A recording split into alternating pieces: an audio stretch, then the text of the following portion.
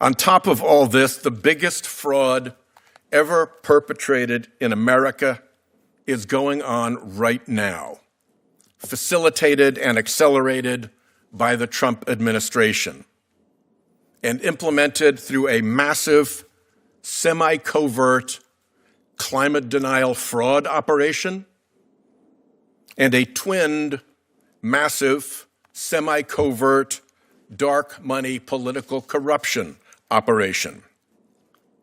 This fraud costs Americans hundreds of billions of dollars every year, $770 billion annually, according to the International Monetary Fund, $820 billion annually in healthcare costs, from another report. Climate-related disasters cost the United States $115 billion last year. How was this fraud done? This long-running fraud operation began when oil industry scientists reported to their bosses the dangers of fossil fuel pollution, and instead of responsible stewardship, the bosses hid the reports. What happens when a hearing about fraud avoids the biggest controversies in the room?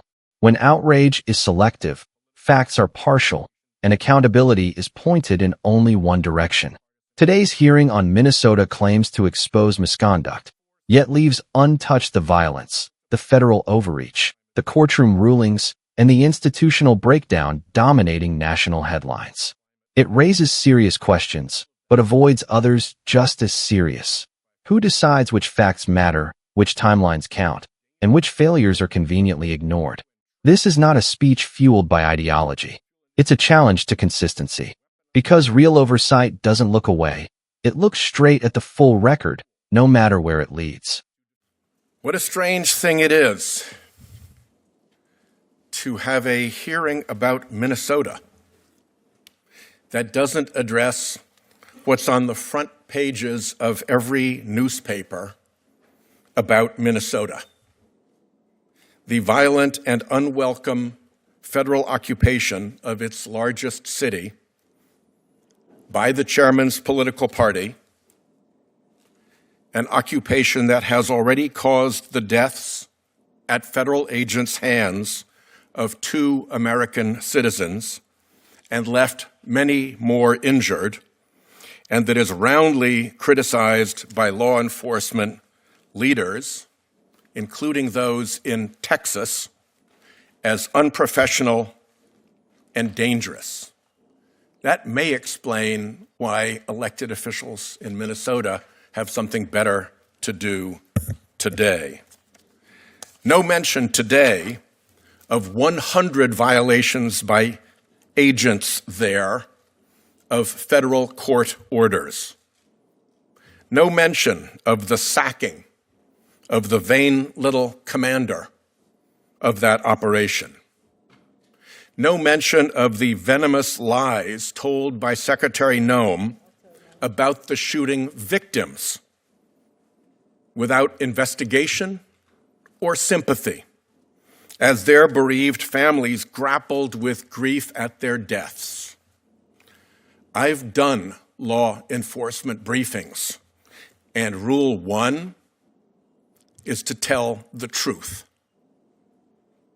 What a strange thing it is to have a hearing about fraud in Minnesota that doesn't acknowledge that the wide-ranging investigation and prosecutions of $9 billion worth of fraud in that state began years ago under the Biden administration.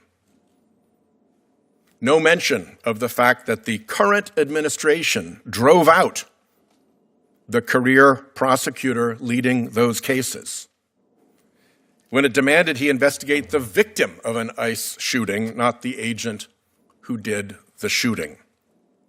14 prosecutors have left the Minnesota U.S. Attorney's Office in the past month.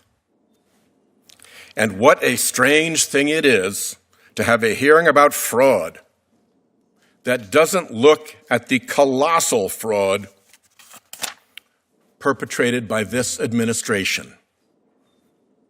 starting with the president's own conviction of 34 felony fraud counts, the dismissal of inspectors general who watch out for fraud, the destruction of the Justice Department components that prevent and prosecute corruption, the self-serving billion-dollar crypto deals that line the pockets of the president and his family, the pay-to-play presidential pardons that strip fraud victims of their restitution, the disabling of consumer protection offices and regulators that defend the public against fraud.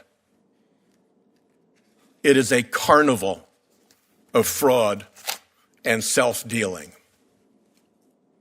On top of all this, the biggest fraud ever perpetrated in America is going on right now, facilitated and accelerated by the Trump administration and implemented through a massive, semi-covert climate denial fraud operation and a twinned, massive, semi-covert, dark money political corruption operation. This fraud costs Americans hundreds of billions of dollars every year, $770 billion annually, according to the International Monetary Fund, $820 billion annually in healthcare costs, from another report. Climate-related disasters cost the United States $115 billion last year. How was this fraud done? This long-running fraud operation began when oil industry scientists reported to their bosses the dangers of fossil fuel pollution, and instead of responsible stewardship, the bosses hid the reports. That was stage one. Stage two moved from hiding to purposefully misleading. A federal court shut down Big Tobacco's fraud operation to mislead the public about the dangers of tobacco. That tobacco fraud operation was quickly repurposed by Big Oil into its own fraud operation to mislead the public about the dangers of its product. Stage three kicked off with Citizens United, which gave the fossil fuel industry the ability to spend unlimited amounts of political money and spend it secretly. This dark money political corruption operation swiftly strangled bipartisanship on climate. Before stage three, there were multiple bipartisan climate bills in the Senate, and John McCain ran for president on a legitimate climate platform. All of that was killed by fossil fuel dark money. Now we're in the most dangerous stage, where the corruption is so entrenched that the fossil fuel industry can infiltrate and weaponize the federal government as its own industry tool to defeat energy competitors whose product is cleaner, safer, and cheaper. But no Republican dares talk about that problem any longer. Such is the party's dependence on those big fossil fuel donors. President Trump asked the fossil fuel companies for a $1 billion campaign slush fund in 2024, and they expect and got a return on their investment. Quid pro quo. The lies and fraud are legion, but to use just one Rhode Island-based example, senior cabinet officials continually assert that offshore wind is unaffordable when the opposite is true. Anyone reading the contract can see that Revolution Wind will bring 9.9 cent kilowatt hours to an 18 cent kilowatt hour grid. The administration's weaponized attacks, rejected as pretextual, went 0 for 5 in federal court, including before a Trump appointee. Instead of focusing on this massive fraud or holding the administration accountable for the monumental levels of fraud and corruption in its own ranks, a Texas chairman holds a hearing on fraud in Minnesota, which is neither the biggest issue in Minnesota nor the biggest example of fraud. There's a biblical saying about the mote in another's eye and the beam in your own from the Sermon on the Mount.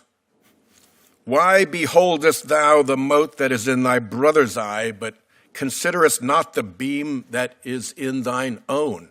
Asked Jesus. I will leave it at that.